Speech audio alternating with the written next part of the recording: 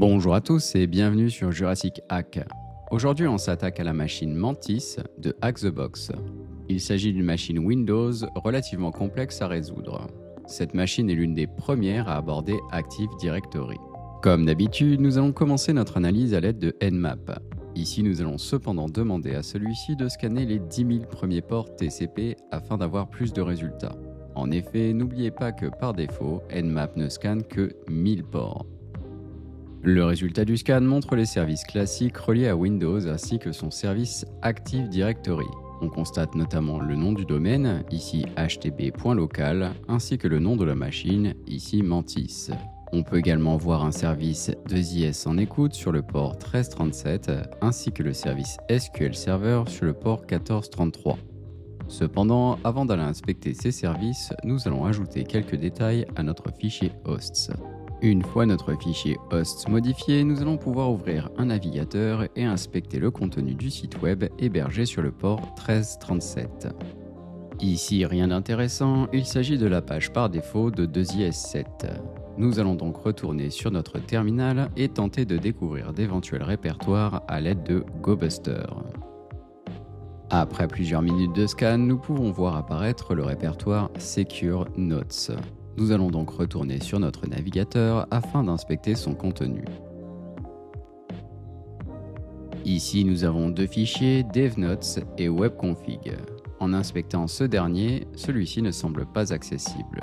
Cependant, le fichier DevNotes nous donne des informations intéressantes. Ici, il est question de l'installation d'un CMS ainsi que de la création de sa base de données via SQL Server. On identifie notamment un nom d'utilisateur, dans le cas présent, admin. Cependant, il y a une petite astuce un peu CTF dans cette page. En effet, il est nécessaire de scroller en bas de celle-ci afin d'obtenir les détails croustillants. Les informations présentes en bas de page semblent indiquer les identifiants du CMS, encodés en binaire, ainsi que les identifiants du compte SA ou System Administrator pour SQL Server.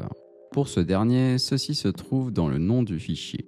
En effet, en y regardant de plus près, il y a une chaîne de caractères ressemblant étrangement à du base 64 dans celui-ci. Une fois cette chaîne de caractères copiée, nous allons retourner sur notre terminal et tenter de la décoder. Une fois décodée, on peut constater que celle-ci ressemble à de l'hexadécimal. Nous allons donc faire une seconde passe de décodage, cette fois-ci à l'aide de l'outil XXD. Cette fois-ci, le résultat s'apparente à un mot de passe. Reste à savoir où il est possible de l'utiliser. Bien que le CMS semble être un bon choix, nous allons tout de même commencer par tenter notre chance sur le service SQL. En effet, si l'on obtient un accès en lecture sur les bases de données, il serait éventuellement possible d'obtenir d'autres identifiants. Pour ce faire, nous allons utiliser la commande impacket mssql client avec le compte d'utilisateur SA. Malheureusement pour nous, cette première tentative est infructueuse. Nous allons donc recommencer l'opération, cette fois-ci avec le compte admin. Une fois connecté, nous allons commencer par identifier les bases de données présentes sur le serveur. Ici, l'opération peut être effectuée via la requête select name from master dbo sysdatabase. Le résultat indique principalement les bases de données présentes par défaut, nous allons donc nous intéresser à la dernière, OrchardDB. Afin de faire usage de celle-ci, nous allons exécuter la commande use OrchardDB. Une fois la requête exécutée, nous allons pouvoir identifier les tables présentes dans la base de données. Pour ce faire, nous allons exécuter la requête select table name from information schema.tables. Dans le cas présent, nous allons nous intéresser à la table nommée blog orchard users user part record. Afin de gagner du temps, j'ai déjà identifié les colonnes intéressantes, c'est-à-dire username et password. Nous allons donc exécuter la requête select username password from blog orchard users user part record. Ici, nous avons un nom d'utilisateur ainsi qu'un mot de passe en clair. Nous allons donc tenter de nous authentifier sur le domaine avec celui-ci. Pour ce faire, nous allons faire usage de la commande nxc ou netexec qui prend le relais du fameux crackmapexec. Avec notre commande, nous allons tenter de nous authentifier au service SMB via le compte obtenu. Nous allons également spécifier le domaine à l'aide de l'option "-d". Le résultat de la commande indique un compte valide, mais sans privilège. Cependant, après avoir parcouru la liste des exploits classiques pour Active Directory, on finit par tomber sur la MS14068.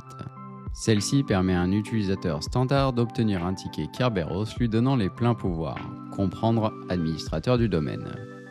Je vais passer les détails techniques, mais l'exploitation de cette vulnérabilité a été automatisée avec le script Golden Pack de Impacket. Ici, nous allons simplement exécuter la commande Impacket Golden Pack, suivie du nom du domaine, suivi de l'utilisateur compromis et de son mot de passe, et on va terminer avec le nom de l'hôte.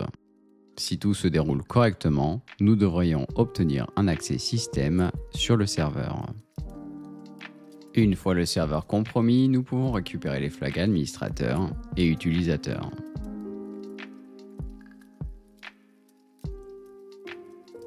C'est tout pour aujourd'hui, merci à tous de m'avoir écouté, et si cette vidéo vous a plu, n'hésitez pas à vous abonner à la chaîne et à laisser un commentaire.